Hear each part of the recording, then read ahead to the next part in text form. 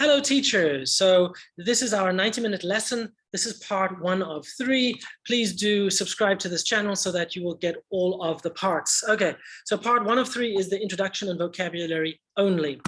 So here are the 2 pages that we have to teach over the 90-minute period. And as you can see that there's a lot of vocabulary. Now, this is for the beginners, okay, beginning students, and sometimes the vocabulary can be a little bit overwhelming. So it's your job as the teacher to make sure that it's delivered in a manageable way, a digestible way for students.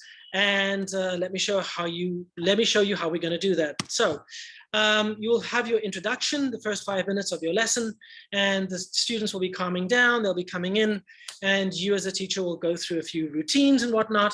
And then once the students are settled and focused, boom, you jump into the vocabulary. Now, I have chosen 5 of the target vocabulary that I think is going to be a bit of a challenge for our students. I haven't chosen it all. And these are my words, okay? You must anticipate for your own students what you think is going to be tricky. Now, your job during this time is to help them be able to read these words properly and eventually be able to spell them from memory. And as a result, you will use various techniques to help them understand this. So what I'm doing now in this particular case is I'm going to be breaking them down into their syllables, right? So for example, crayon, pencil, sharpener, so crayon. So look at this one. I've got the flashcards on the board. I say crayon, ding, and I have a little dot to help the students parse that. Next one, pencil, sharpener, desk, scissors. Now that breaking up into syllables helps your students to really manage with those words. They will be able to read them properly, read them better, certainly. And then eventually, like I said before, be able to spell them from memory. Okay, now what you'll do is you'll ask the whole class to say the words to repeat after you. Then you will check on them by groups, or you'll check on them by student. So the whole class will follow you and repeat after you. Then you follow up with checking, okay? Next thing you'll do is you'll then erase that off the board. And if you want to, you can bring other vocabulary in and you can do the exact same method. Or if you think it's enough and you've met your target language, that's fine. Now we're moving on to the next vocabulary activity. So what I'm going to do is I'm going to shift the cards around a little bit, and I'm going to add some more vocabulary onto the board just to make it a bit more fun and interesting. And here they are. So we have table, glue, and notebook, more vocabulary. Now, again, it's up to you which vocabulary you want to choose. So what I'm going to do is I'm going to just draw a line down the board, and I'm going to tell the kids, all right, kids, this is now A and B, group A and B. And what I want you to do is teacher's going to say the word pencil or crayon, and I want you to write down the word crayon, so C-R-A-Y-O-N, okay? And boys and girls, it has to be beautiful. If it's not beautiful, I'm not giving you a point.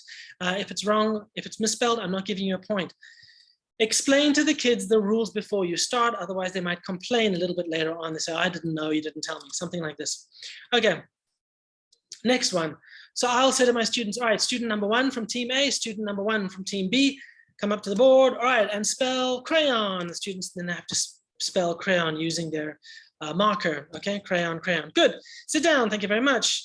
Student number 2 from A, student number 2 from B, stand up please, let's go. And of course they'll go up, spell the word pencil, and then they'll write down the word pencil, P-E-N-C-I-L, pencil, good, sit down. Okay, so you process everybody, you go through everybody in the lesson, and boom, away you go. This is now these are our words.